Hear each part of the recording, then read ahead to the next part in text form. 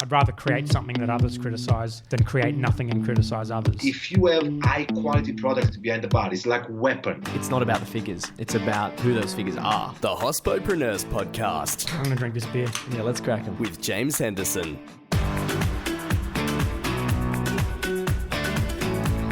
Hello and welcome to episode 44 of the Hospopreneurs Podcast. Daniel Monk joins us today as we explore some of the ways brands market themselves to engage with the industry, how the Rum Diary has grown its business, and some of the struggles of an Australian brand looking to expand internationally. Sit back, relax, and enjoy.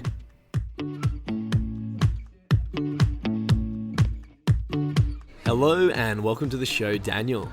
Hello, good to see you, James. You know, I like to start the show by asking if you have a crazy hospitality story. Yeah. Kind of involves a bar fight. Not too much. It's more when we had a patron who was having quite a bad day. I mean, we didn't get warning, but police already had warning of him going down the street, getting kicked out of bars, trying to steal, basically breaking car windows on the way down the street. Yeah. It was a busy night. The bar was full of hospo. It was 3 bartenders' birthdays, one from Brisbane and 2 from Melbourne. And so it was a Melbourne bar? It was a Melbourne bar. Yep. It was when I was managing the Rum Diary bar before I got into the rum. So the bar was packed. Everyone's having a great time, and a bottle gets thrown and smashed above the glass station. Really? So of course I looked back there, and he had snuck in while we were busy, grabbed a bottle from the speedwell, which is right by the ice wells, and was down back giving himself laybacks. Of course, I walked over and was like, "Hey man, you can't drink do that in here." Before I realised it was our booze with the speed pour in it. Yes. I was like, "Mate, you have to give that back," because he wasn't having a good day. He decided that he'd rather try get the bottle back to bottle me. Quickly, I grabbed his wrist, screamed, "Guys, might need some help." And since the bar was full of bartenders, everyone backs each other up, and the entire bar stands at once. Yeah. Like, this is 60 people. It was like a scene from Roadhouse. Yeah. And he basically gets pulled down and dragged out the venue. Like, Yeah. There was probably punches thrown. No one got hurt. And as he got out the door, he was sober. He said he's going to come back, shoot the place up. Of course he wasn't. It was just he was drunk and upset. Yes. But the police walk up behind him and push him straight to the window. Pull him down, start searching his pockets. Things came out which shouldn't be in a bar. And yeah, you have illicit substances. definitely illicit substances. A lot, quite a bit. And the police, putting on their gloves, asked me, because he did try to headbutt me, so I might have like a red spot above the eye. Asked me if I wanted to press charges. I was like, to be honest, guys, if we could leave this out of any sort of police recording that he was never at the bar, I'm sure you got enough to book him anyway. Yeah, And, fantastic. Yeah. After that, walk inside, go, well, I guess everyone needs a shot. And the party continue on like as per normal. It would have been good. Obviously, the crowd was hospos, so Yeah. they're familiar with this sort of thing that might occur and does occur. And it was like a family, like they're all Yeah. close friends of mine. So it was a good night that was shunted for a second and then continued on like that was normal. Yes. Back to a good party. Love it. Thanks for that story, Daniel. The next question I like to ask is why you do what you do. So this question is all about going super macro, Yep. super deep. I want to know on the most fundamental level why you do what you do.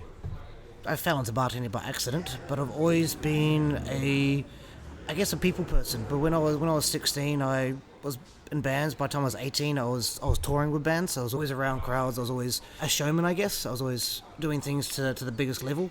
I've played on stage with some big bands for the genres I was playing. On TV, I've been in magazines and trying to push my name out there since I was 18. Not really on an ego level, just as a way to sort of like push the career further. You've got to be doing something better than someone else. Yes.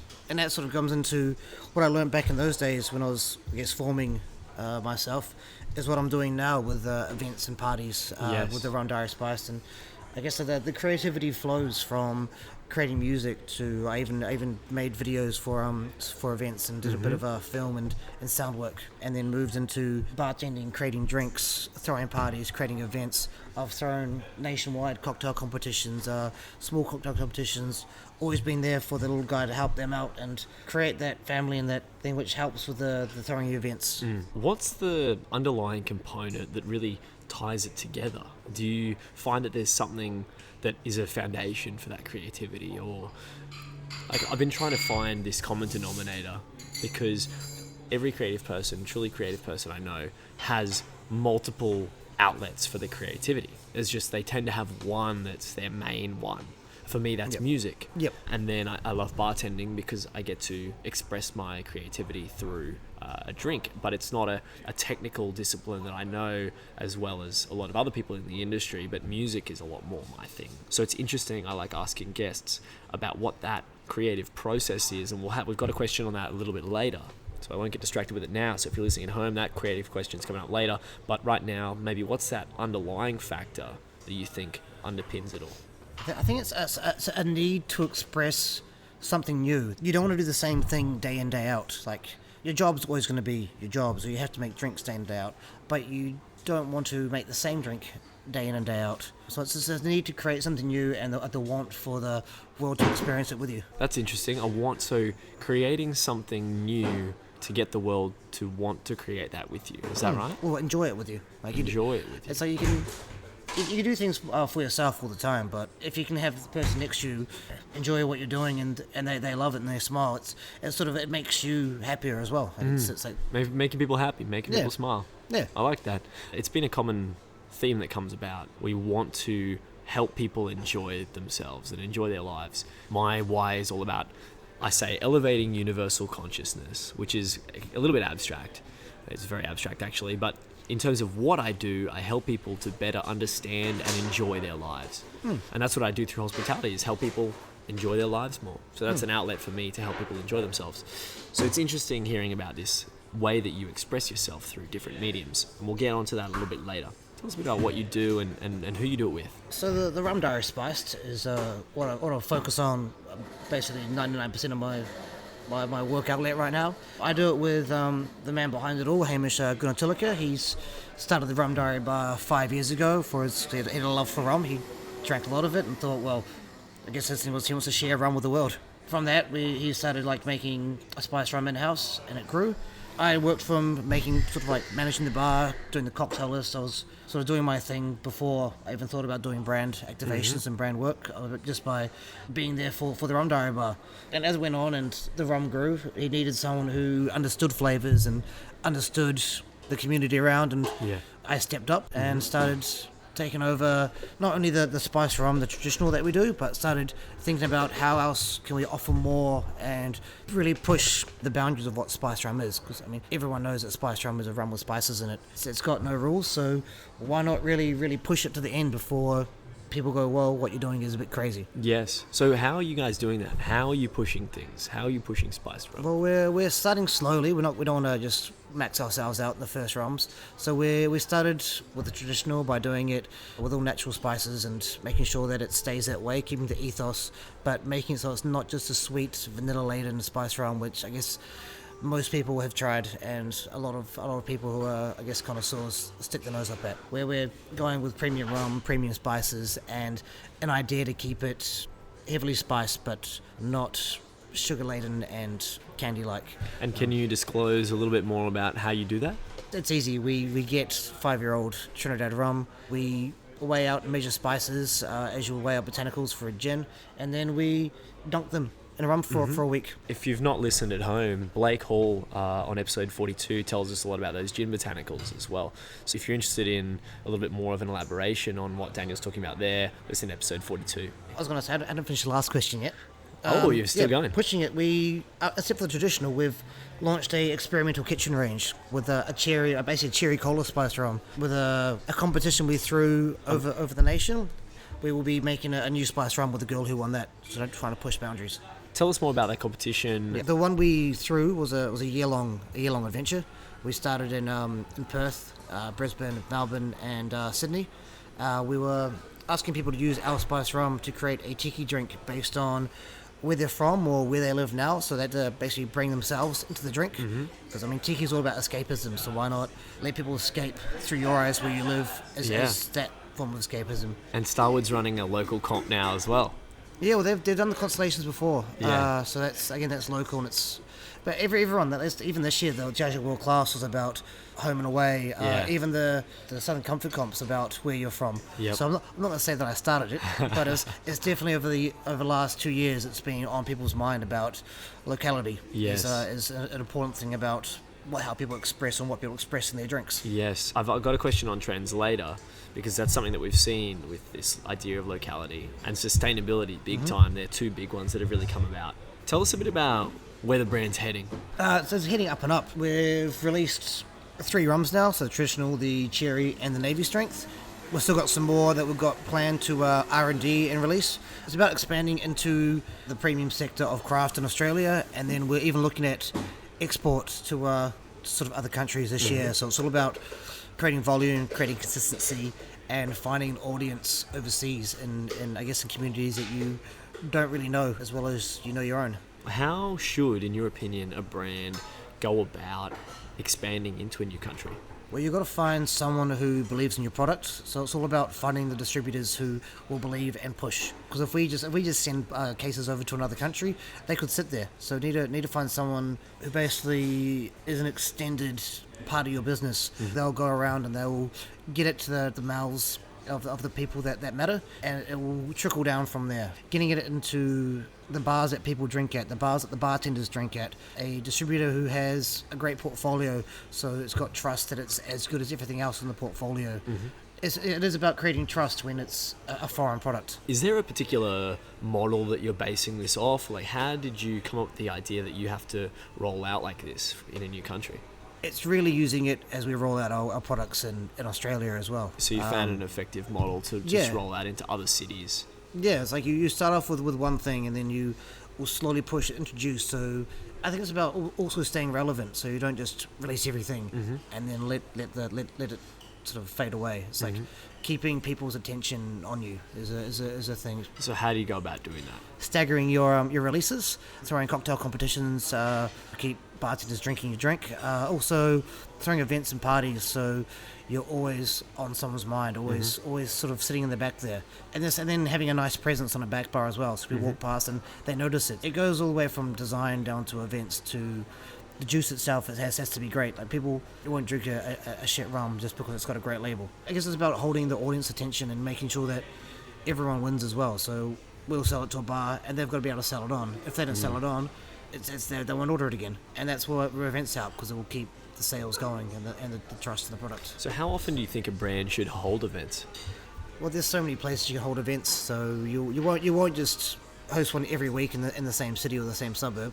You'll sort of put them around the place, so it will keep me busy the entire time. People will see the name popping up, but they won't be at the events.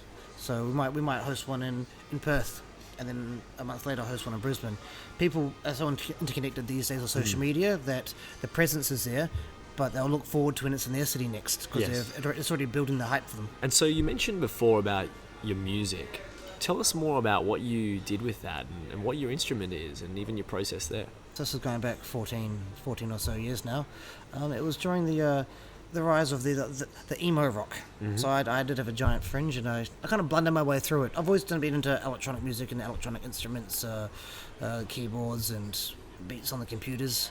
I played keyboards and synth and samples for a band back in the day, which isn't as integral as the guitarist or the vocalist. So that gave me time to plan these gigs and shows, and that's where I found my passion was really, is not playing music and being there, but being on stage and having the events planned around me and meeting the people in other bands as much as you would nowadays with the same events. Events are quite similar between hosting a gig and hosting a cocktail comp or hosting a party. How have you found events to change over the years? We've got less attendance, more people wanting to be at home and observe from a distance. That's why through Hospopreneurs, we've been getting involved in live streams of masterclasses, for example, or cuppings and things like that. People just want to absorb their content differently. So if they physically want to taste it, they can turn up. But if they want to learn, they don't have to be there anymore. How have you found events to have changed, or even this trend affect the industry? I guess we're moving to quite a digitized world now. Like your Netflix is at home, so the entertainment's there. You get Uber Eats and sit at home. So the comfort of home is definitely a thing. It's affecting kitchens at least. But it's about creating a want to be there, the FOMO, the fear of missing out. And even was saying that attendance is less, it's because there's so much. There's so many new brands coming to the table, and everyone wants to host an event because it's an important thing. It's just that there's a saturation in the major cities for events. In Melbourne and Sydney, you can throw an event and try have this big, great draw card, and 4 or 5 people might turn up. but you go to a small place which doesn't get that saturation, and you'll host a giant party or a tasting with 30 or 40 people. So how can a brand stand out? It's all about having a need and a want to be there. There could be 1,000 whiskey tastings a year. So just going, hey, come up and taste my whiskey is not enough, because you can also know you can go out to your bar or the rep will come in and show you anyway. You need something new and something captivating at each event. So I refer to this concept as something that I learned from Seth Godin, which is the purple cow. The purple cow is effectively a gimmick that people want to talk about. Yeah. If it's a gimmick that people want to talk about, it's not a gimmick anymore. This is this draw card that you mentioned there. It's just a different word for the same concept. What do you guys use as a draw card to really attract people? It's always different. Whether it's a giant party where it's people know that if they come, it will be wild. So having the people behind the bar and the brands attached, you go, oh, if I go there, I know I'm going to have a good time. It's one of the draw cards, but that works for us well in Melbourne. In other states, we sort of rely on, like, if it's a small comp where it's being held, and knowing that if you get to the finals, the people in the finals are going to make great drinks. We do a thing where everyone should get a taster of the drink as well. So you're not just going to go there and watch people make a drink and never taste it. With the finals in Melbourne, we made sure everyone got a taste, so then they were also involved so they could vote. That's cool. So the immersion is always a good thing, so you're not just a bystander, but you're there because you're a part of it. How else can you immerse an audience or involve an audience in an event? By teaching them something that they don't know they want to know. So it's giving them a skill. So if they come, they sort of get immersed and they take a skill away as well. So that's why a lot of your international speakers, if you can get them at an event, people want to know what made them special. So they'll go there and even though they're just like listening there, and they'll learn and they'll take something away, which is a skill they probably didn't have beforehand. So you can immerse people with education. Immerse them with education. A lot of brands are using education as a draw card, but if everyone's doing it, how do you stand out? What is the next level on that? How do we compete? That's the hardest thing, is always finding that new thing to do. Because if you're throwing an event every couple of weeks, you need to have that thing to bring someone in, and you also need to convey it to the people in the poster. Like, what are you really coming here for? Is it the name? Is it the person? Is it education? Is it the special one-time release that you have that will never be anywhere else, so they know they'll never get it somewhere else? Could be something like that for sure. Something I'm interested in doing is working more around this concept of marketing in the hospitality industry, and I'm not talking about social media marketing, I'm talking about really brand strategy. So that's something that I'm very interested in, so I'd love to discuss that further, and I will with future guests. I have with past guests, and I will with future guests. Tell us a bit about building a brand around yourself. It's something I've always been focused on. It's about securing your future, because you can walk into a room and someone go, Daniel Monk's here. I've always made sure my full name's out there. Yep. Having a nice strong name and being not known as just Daniel, but Daniel Monk separates me from the other Daniels. It's the fourth most common name in the year I was born. So really? Not Daniel Monk. Not Daniel Monk. No. just Daniel. That would be very interesting. Well, I suppose like all the John Smiths must have trouble, or whatever the common. I don't know what the most common name is now. They have to stand out. You create it by making sure that you're the individual already, and then it's about doing things and making sure that you're kind of on the bill. Back in the day of doing bands, your band's got to stand out for other bands. A flyer. Yeah. So including yourself on there, or making sure with you're hosting it, so introducing yourself. It's about creating yourself as the center of attention every now and again. It sounds like an ego thing, but it's really about building the trust. So if I do something, they know it's going to be at what Daniel Monk always does. Yes, at a quality that is your quality level. It helps with, I was doing consultation for a few bars a few years ago, and it was, why would they choose me over someone else? Like, everyone makes drinks. What makes my drink stand out? What makes some Daniel Monk drinks? And can they leverage my name to help their bar get drinkers in? Is what people look at when they're getting consultants as well. It's like, this is, I guess, like as your dinner by Heston, getting your dinner by Heston Blumenthal. So he's created a brand around himself. That's where it's a big thing out there. Like, a celebrity chef is basically their own personal brand. But if they walk into a kitchen, they know people are going to come to that kitchen every day to eat dinner. Or even if we think about branding for bartenders, as Asmar Gary on episode 32 talks about branding for bartenders, a new business he started in the US, which is all around educating bartenders how to brand themselves. So very interesting for anyone who is in bartending and wants to get involved with that, Asmar's got a really cool course. I'll be giving that like a re-listen and even trying to get over there, because if he's doing it already, that's probably something I can learn from him. You can always learn. You can always learn. Well, Azzy, I know you're listening. I'll connect you up with Daniel. But Daniel, I want to ask you what you're learning about or exploring at the moment. It's just new ways of creating what I'm doing. So I've looked into export, so it's creating volume and consistency, and it's how we can, as a company who uses fresh spices, which are always changing with the sort of season and terroir, how we can create that if we expand and get this volume, that it's going to keep the quality that we have. Yep. And I've done a few ways, and it is just looking at the maths and the volumes of things and how you can upscale. So I'm trying to learn numbers and trying to look at how a bigger company could do it. So it's about putting myself in what I think other people's shoes could be like, as they've expanded. Yeah, fantastic. Who are you sort of modelling? Who are you looking at? I'm just looking at bigger companies, bigger gin companies, because gin and spice rum is that they've got the similar things where you're taking spirit and you're flavouring it. I've talked to a few people in the past about how they upscaled and what they learnt from volumes, and how I could apply that to obviously a different style of flavouring. We don't distill any flavours into it, so it's not as sort of magnified as creating a gin is. Yes. But talking to a few of these gin producers really helped me with going from a 100 litre batch to a 1,000 litre batch to a 2,500 litre batch, and to how I can use that in blend. And then even talking to champagne producers about making non-vintage champagne, how they take from different batches and blend, so you've got this consistent product. I guess that's the same as Scotch whisky producers. Well, their 10-year-old will be 10 years the youngest whisky, but they take from previous years in different barrels to create this 10-year-old which tastes the same year in, year out. Yeah, well, I just visited Starwood when I was down there in Melbourne for the podcast awards, and they've got a Solera system where they fill their tank up to a certain level, and then they always drop it down to a very specific level, and then they refill it again. So it's always got this volume in there. Mother. Yeah, so it's like having your stock, that you keep your stock on the boil, like it's from like old French cooking, and they'll keep adding to the stock, but the stock will always have like a similar flavour to it. They're looking at that over a myriad of different tanks. So when we need a bottle, we'll take a little bit from each tank, do the blend, and fill it up. It will just keep consistency to a closer percent than as we used to do between the batch 10 and 11, and even with the 12. Like, this is only a new thing for us, so we're just loading that as we go as well. Our consistency wasn't the best between batches. It was always the same flavour. You always knew it was a Rum Diary spice because it was always the same spices, but it was just sometimes it'll be a little bit different. Yes, and that's cool in a small batch, sort of like craft, when you're doing your own city, because people find it fun to taste the difference. Like, oh, you're learning, it's getting better, I like it.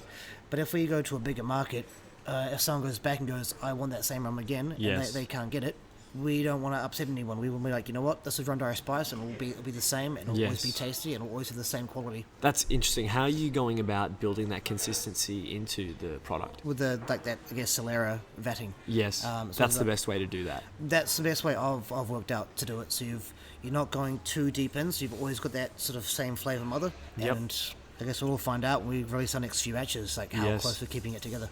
Awesome. That's really cool. What innovations or innovative techniques have you seen in the industry while you've been in it? Oh Jesus, I've seen so much. Like even from when I first started, just the simple drinks that are getting created to these masterful cocktails, just of using stuff around and the better quality ingredients, to seeing the whole molecular sort of phase come in, and just the science behind people making drinks and knowing what they wanted. The cocktails became a huge thing, and in the last few years, and you almost wouldn't think about the ingredients in a cocktail, because the cocktail itself was a product that you almost couldn't differentiate what was going into it. I've seen some great innovations and some great people come through. So more broadly than the technical level, what about on an industry level? What innovations have you seen across hospitality? Fundamentally, it's always going to be the same. It's going to be great people serving drinks and having that party. Innovation it happens at such a small level that you kind of get used to it. It's hard to say what I've even noticed. It's like it has grown, it's gotten better, it's gotten insanely good, but it's happened at that level which everyone just kind of gets used to it. Innovations, Jesus Christ, you're really, really holding me out this far. Technical levels is really what I notice. Mm-hmm. What about how social media has affected the industry, or how on-demand food has affected the industry, or what are some of these things that you've seen on a larger level that have really changed the industry fundamentally? Well, you can always thank Food TV and MasterChef for people really wanting the best of what they get at. So you're not really like, especially in the major cities, all the places that were offering B grade or not the best, they kind of got filtered out with everyone coming and wanting more. But then even so, with the fact that everyone thought they could be a chef, that it almost affected a few people as well, because you might have one bad service and everyone's complaining because they expected more and they could do better at home. So social media and Yelp really put everything on the knife edge as well, I guess. Yes. You could be big one minute and gone the next. So how do we compete, or is it about trying to change industry-wide expectations? I guess it comes back to relevance. Like, it's really everyone's personal brand and what they're doing. They have to keep doing what they're doing and let people know that's what they're doing. It's staying relevant and staying quality. Is that quality good enough? It has to be. Like, the public will speak. Like you can see it with a lot of bars as well. If they don't have the training in, they have a great team and they could be buzzing. I've seen it with a few bars where they had some of the best teams that you'll walk in and go, this is a great bar. People always think it's the bar that's great, but it's really the team behind the bar. If they don't have the training for the younger staff coming in, as the older people leave and get offered better jobs or more paying jobs, they're going to be replaced with younger staff who just think that because they're at that bar, they're at the level that the other bartenders are. And as soon as all the older bartenders go, and for the younger ones, people are going to go back and be like, oh, it's not the same. So much has changed. What is this place? And aesthetics and the booze and all that is the same, but the training and the skill wasn't passed down. I'm always looking at how you can help rookies out and how you can help the rookies learn and really elevate them to the next level. How do you go about training those rookies? It's about giving them the skills they need, like talking to them and letting them know that they can ask questions and they won't be snared at or called dumb, because they're rookies. They don't know everything. You've got to remember that you were there once too, and you had to ask questions. Not everyone knows everything. If I get asked a question by one of my younger bartenders, I'll make sure I answer it the best way I can so they learn, and that it might even open more questions so they can learn even more. And then training programs it's about giving them something that they can take away from each training. What are the common questions you get asked by rookies? First of all, it's when they always want to expand and do cocktails. So it's like, oh, what will go with this? You'll help them out with obviously flavors that match, and then it's just basically giving proper critique when they make drinks, because they're basically learning step by step as well. Like, I probably made some shitty drinks when I was younger. I know I did, and people tell me like, nah, and give the right pointers. It's about creating and learning slowly, step by step. If you go and just bombard them with all the information at once, they won't retain it. It's about step by step training. What's your creative process, or the steps that you take to make your ideas a reality? You mentioned earlier about music, and we talked a little bit about having different creative avenues. What's the process that you undertake in order to go from a concept to entertaining that concept and then manifesting it?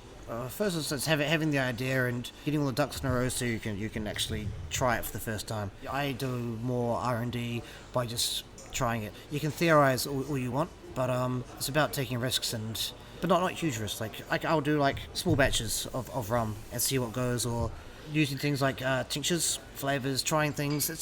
For me, it's all taste when it comes to creative stuff. It's because that's what really matters from what I'm doing at the moment. It's writing things down, trying new things, research, listening. But what about what happens in your mind? What goes on when you're going through that process? I guess it's constant thought, writing down. What else will go with this? What could I try? Is that good enough? Is that good enough? What does good enough mean then? How would everyone else take it? Like, good enough is... It's a product for a thing like, do I like it? Am I second guessing it? If I'm second guessing it, then it's probably not good enough. What if you think it is good enough and someone else might not? Well, listen to them. Like, to be honest, everyone is going to have a different concept of what's good and what's not.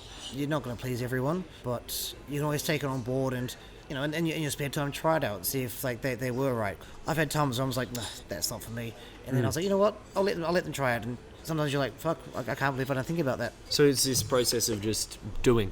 Just do it, make some strokes on the canvas. Yeah, you won't know until you try it, really. Yeah. Otherwise, it's just an idea. And especially when it comes to product and creation, an idea is only in your head, and no one else can really benefit from that.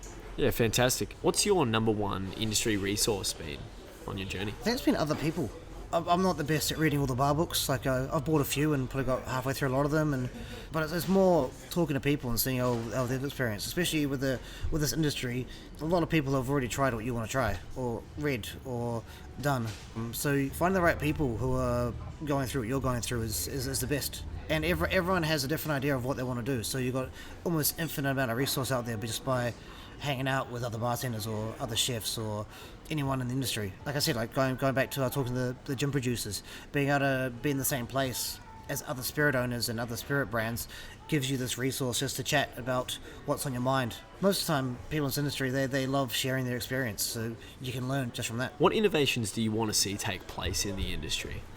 I sort of almost want to see an acceptance for a lot of the small guys, really. These brands that are sort of like pushing along, and a lot of people judge before they really taste something. So they've always got a lot of people have their brand and they won't move, which all brands want that. But I've always been quite open to large back bars, and I love the people who sort of like change what they're drinking each week. That's what I kind of do. Is I always want to give something new in what I'm creating.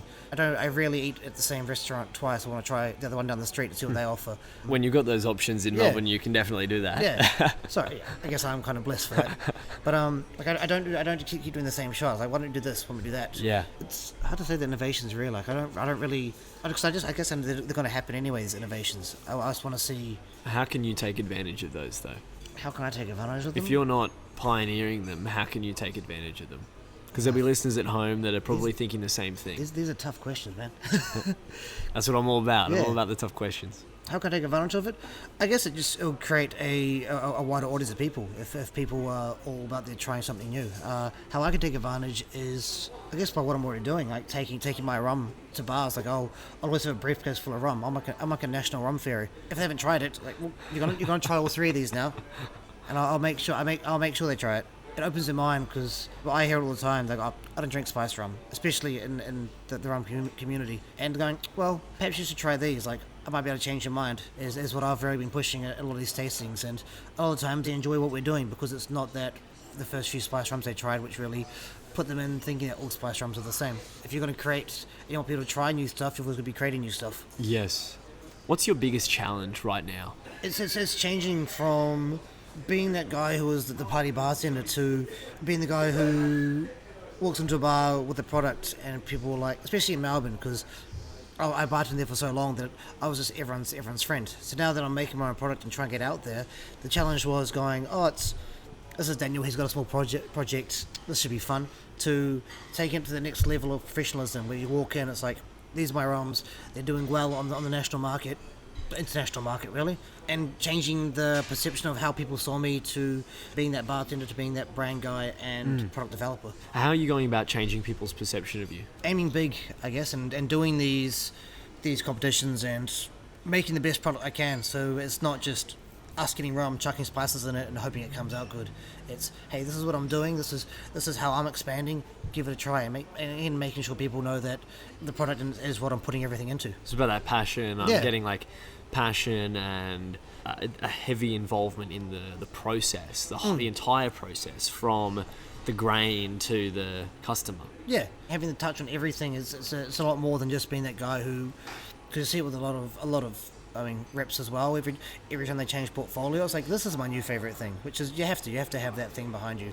But creating something and being able to make people and give people taste it, you've really got heart behind it. I think a lot of people can see that it is what you've put so much work into. So yes. Changing it, going, it was a project to begin with, but now it's really what he believes in and really what he's pushing forward. Do you think that someone at your stage of development for the business needs to be thinking about steps later on in the track, say for example when you want to step back more and someone else fills in some of these roles that you're undertaking at the moment? Well, we've thinking about that obviously with expanding, like, because we can't be everywhere at once, and if you are trying to create rum and keep that quality, like I said earlier, around the world, you have to have these people who you can trust, especially if it's going to places like, I can't think of every city every day going, I hope it's going well there. Yeah. I'm going to have these people on the ground trust. So you do think about it. You think about how I'm going to produce it for a worldwide market. Do we do certain things so it's easy to get everywhere? How will we make sure that the base rum we're getting is consistent? So you've got to have these people that you trust. So I guess it'll be about slowly evolving the company as well as it gets bigger. Because like I said, at the moment it's me and Hamish. We're doing what we can to supply everyone at the moment. It is going to grow. It has been growing quite dramatically over the last year or two. Yes. So it's going to get to that stage probably sooner than we think. We're already looking at what we can leverage from other people and how can everyone win? I'm totally behind that, finding win-wins for everybody. If everyone isn't winning, then you shouldn't do it. No, you can't. Otherwise, it goes against all the ethos you hold as a person as well. Yeah. If you don't want someone else to suffer just so you can get above yourself. Yeah. I guess that's every villain in movies that's what they're thinking. You don't want to be a villain. Absolutely, I like that. That's a good analogy. Ultimately, where do you want to be?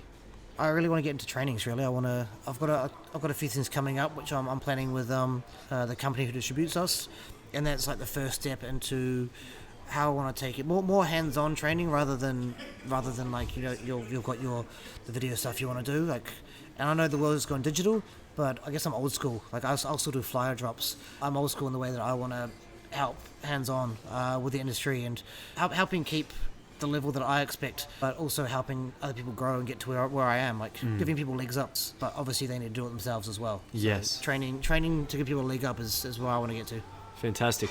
I always wonder how things are going to change. There's this dichotomy that's coming about with sort of old world versus new world in a lot of ways, because there are all these technological innovations that are taking place, whether it's with distillation methods or with using social media to reach more people. And you've got the speakeasy, which kind of defies this concept in a lot of ways. And I had an interview, episode 21, with John O'Brien about how Milk Bottle Projects goes about marketing the speakeasy. So that was a while ago now, it was a long time ago, but it's still relevant. Everything that we cover is relevant indefinitely. So yeah, I'm loving exploring these concepts and having discussions about even differences of opinion of how the industry is going to develop. So thank you for being on the show today, Daniel. Thank you so much, man. Awesome. It's been nice.